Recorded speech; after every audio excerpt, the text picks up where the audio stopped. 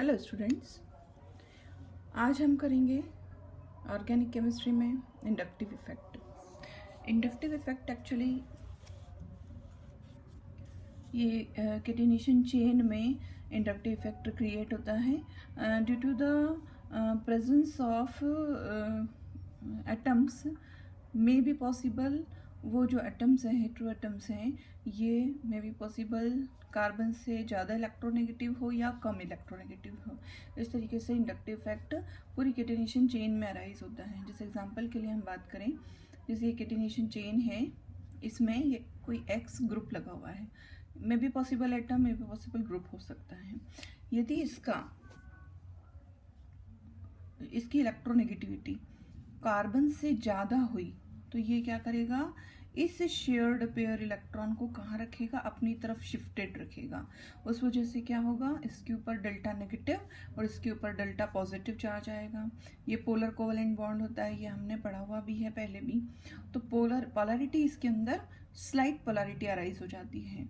अब ये जो यहाँ पर पोलरिटी अराइज हुई है, इस वजह से पूरी कैटिनेशन चेन में डिस्टर्बेंस आता है, क्योंकि अब इस कार्बन के ऊपर पॉजिटिव चार्ज क्रिएट हुआ है।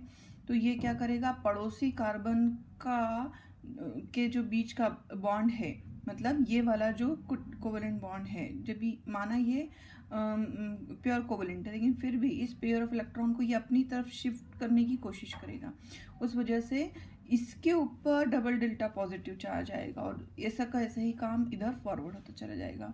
तो यहाँ पर जो स्लाइट पोलैरिटी अराइज हुई है due to this presence of this group, ये पूरी कैटिनेशन चेन में स्लाइटली मतलब पास ऑन होती चली जाती है। इसको हम इंडक्टिव इफेक्ट बोलते हैं, और इसको हम इंडक्टिव इफेक्ट में माइनस आई इफेक्ट बोलते हैं, मतलब नेगेटिव इंडक्टिव इफेक्ट। तो इसने क्या करा है, पूरी कैटिनेशन चेन में पॉजिटिव चार्ज क्रिएट कर दिया है, स्लाइट पॉजिटिव चार्ज, इसको हम बोलेंगे नेगेटिव इंडक्टिव इफेक्ट। ऐसे ही यदि हम इससे अपोजिट माने कि यदि कैटिनेशन चेन में कोई ऐसा ग्रुप जुड़ा हुआ है लाइक दिस, जो कार्बन से लेस इलेक्ट्रोनेगेटिव है, तो उस वजह से क्या होगा कि कार्बन इस पेयर ऑफ इलेक्ट्रॉन को अपनी तरफ शिफ्ट करेगा। उस वजह से इसके ऊपर आएगा डेल्टा नेगेटिव चार्ज और इसके ऊपर आएगा डेल्टा पॉजिटिव। अब यहाँ जो डेल्टा नेगेटिव चार्ज आया है, तो इस कार्बन की इलेक्ट्रॉन डेंसिटी क्या हो गई, ज़्यादा हो गई।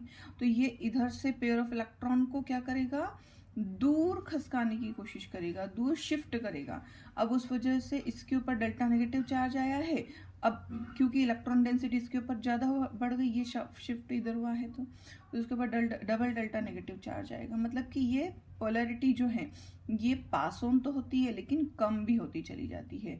ये जितनी पोलैरिटी इसके अंदर है उससे कम यहाँ और उससे कम यहाँ पर है। तो इस तरीके से इसको हम बोलेंगे plus I effect.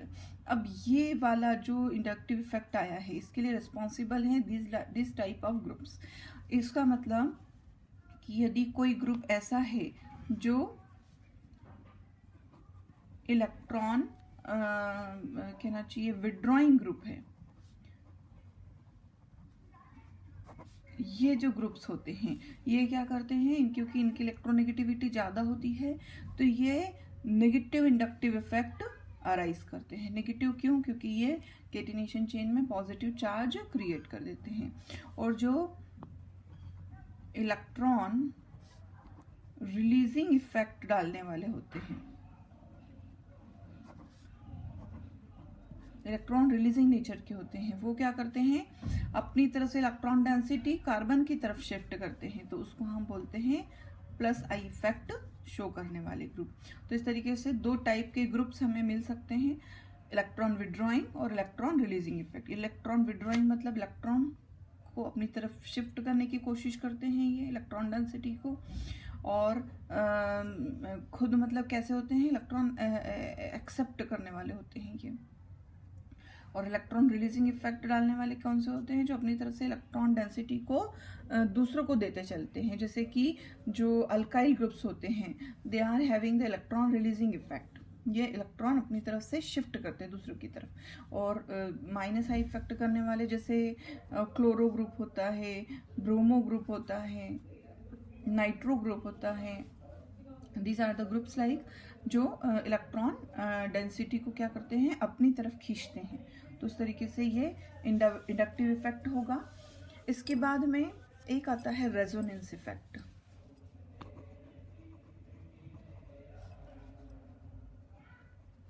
Resonance effect किसको बोलते हैं? हम इसको आर इफेक्ट बोलते हैं।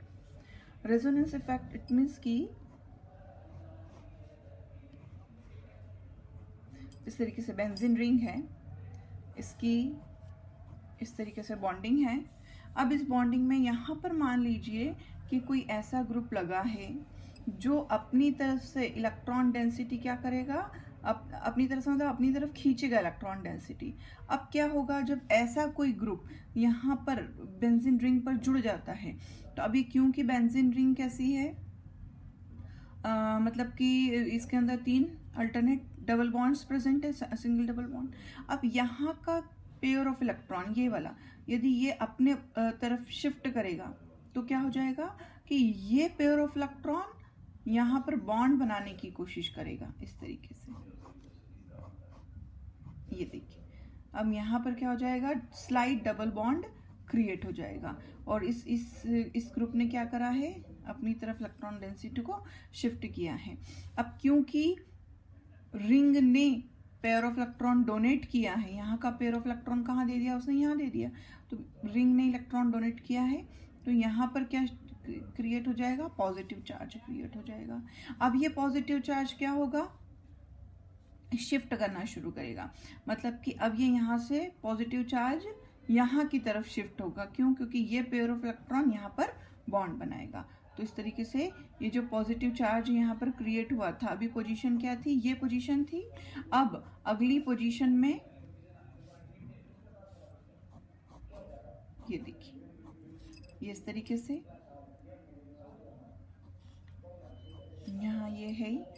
अब ये पॉजिटिव चार्ज कहाँ शिफ्ट हो जाएगा, यहाँ, और ये वाला बॉन्ड कहाँ शिफ्ट हो जाएगा, यहाँ शिफ्ट हो जाएगा। देखिए ये अगली पोजीशन में ये कंडीशन बनेगी, इसके ऊपर डेल्टा नेगेटिव और यहाँ पर डेल्टा पॉजिटिव चार्ज क्रिएट हुआ है। अब क्या होगा, इसका अगला एक और रेजोनेटिंग स्ट्रक्चर बनेगा, उसमें क्या होगा, ये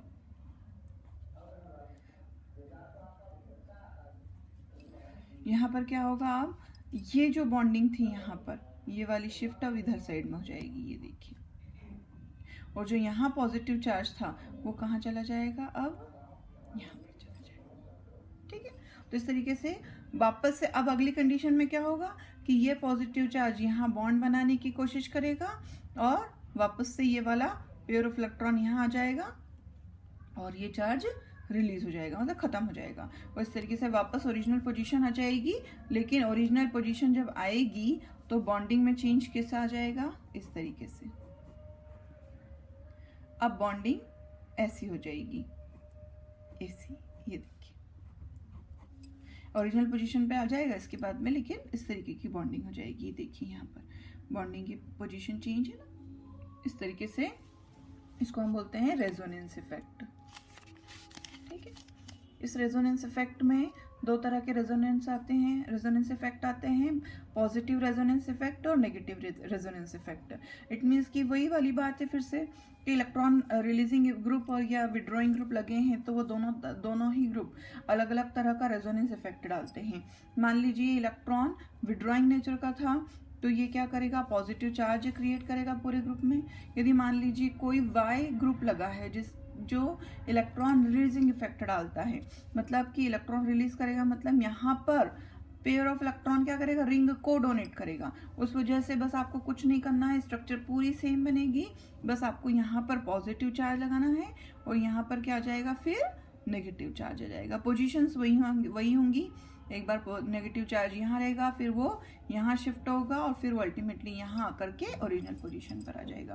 तो इस तरीके से प्लस आर और माइनस आर दो तरह के इफेक्ट इसमें आते हैं due to the presence of electron withdrawing group like this और electron releasing group like this. इस तरीके से ये यहाँ पर रेजोनेंस इफेक्ट है।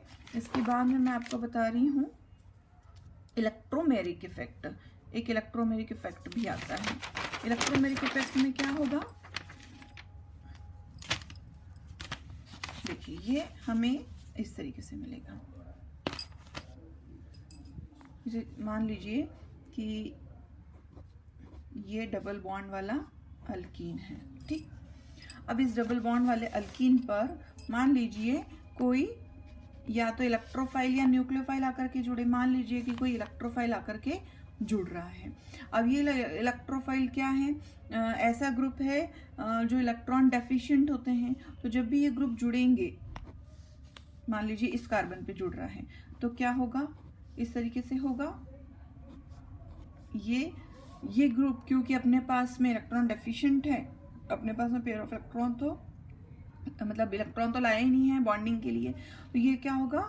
ये यहाँ पर आकर के, इस कार्बन पर आकर के कार्बन से ही पेयर ऑफ इलेक्ट्रॉन मांगेगा कि मतलब ज्वाइन करना है तो पेयर ऑफ इलेक्ट्रॉन दे दो। तो ये कार्बन कहाँ से लेगा? इस पेयर ऑफ इलेक्ट्रॉन को ले लेगा और इसको यहाँ रख देगा और इलेक्ट्रोफाइल को जोड़ लेगा। तो अब ऐसे में जब भी कोई इलेक्ट्रोफाइल या न्यूक्लियोफाइल आकर के जिस कार्बन पे जुड़ता है, तो उसके पड़ोसी कार्बन पर क्या हो जाता है? चार्ज क्रिएट हो जाता है। इसके ऊपर पॉजिटिव चार्ज क्रिएट होगा और इसके ऊपर नेगेटिव चार्ज क्रिएट होगा। क्यों हुआ ऐसा?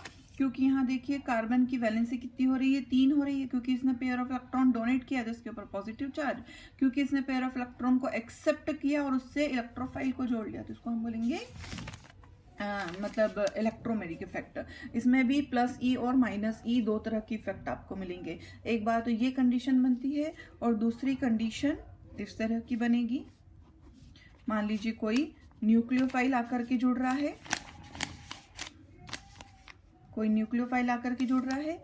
न्यूक्लियोफाइल के पास में तो ऑलरेडी मतलब इलेक्ट्रॉन डेंसिटी ज़्यादा ही रहती है इसके पास में। तो ये जब भी जहाँ पर जाकर के जुड़ेगा तो क्या करेगा?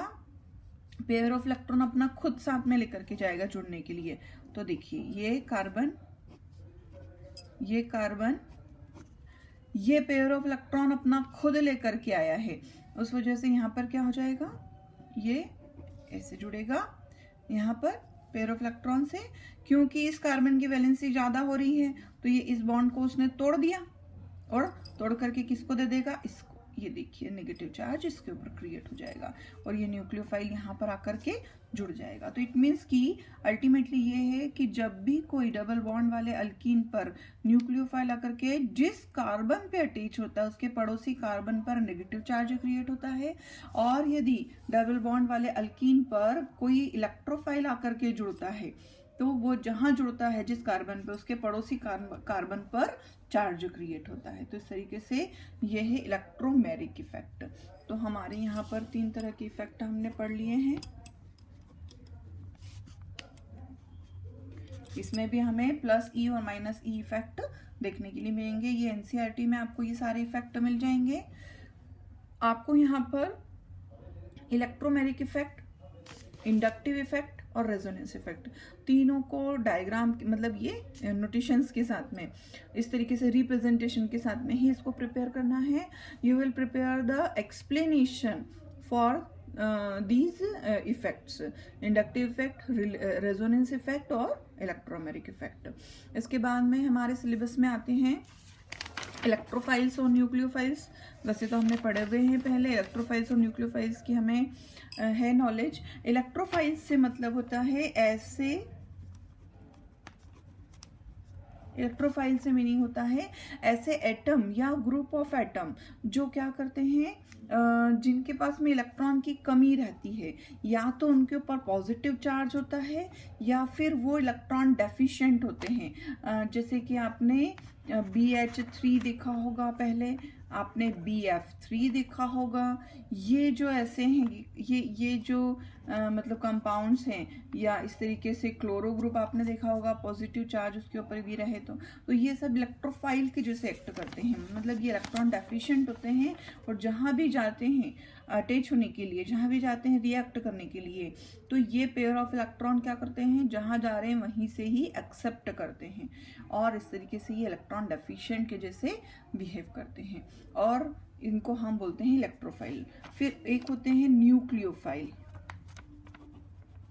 न्यूक्लियोफाइल हम किसको बोलेंगे, या तो ऐसा एटम या ग्रुप ऑफ एटम जिसके ऊपर क्या लगा होगा, नेगेटिव चार्ज लगा होगा। जैसे कि साइनो ग्रुप, इसके ऊपर नेगेटिव चार्ज, हम इसको इलेक्ट्रोफाइल बोलते हैं, सॉरी न्यूक्लियोफाइल बोलते हैं। क्यों? क्योंकि इसके ऊपर नेगेटिव चार्ज है।